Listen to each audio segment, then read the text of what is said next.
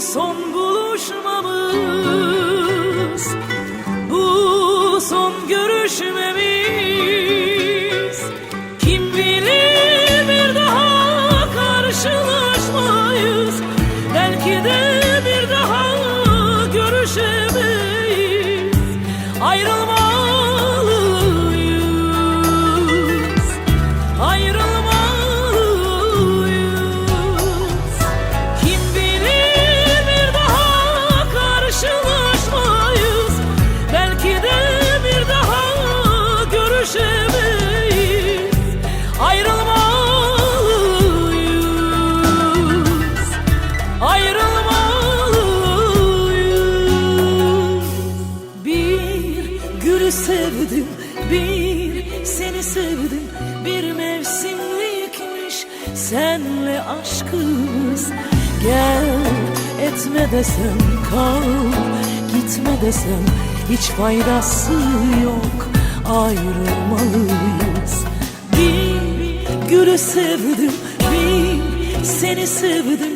Bir mevsimlikmiş senle aşkımız. Gel etme desem kal, gitme desem hiç faydası yok. Ayrılmalıyız.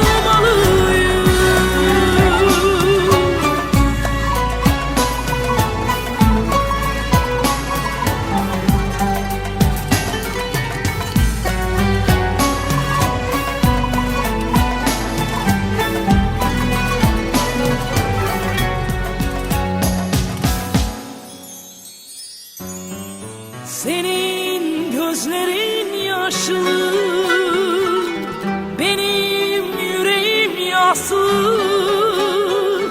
Bu aşkta bir umut kalmadı yazık. Seni bir başkası bekliyor artık. Ayrılmalıyız, ayrılmalıyız.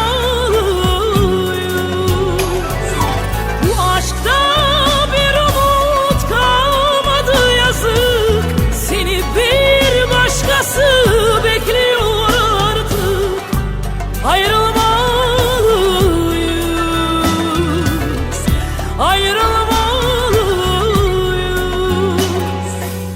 Bir gülü sevdim, bir seni sevdim.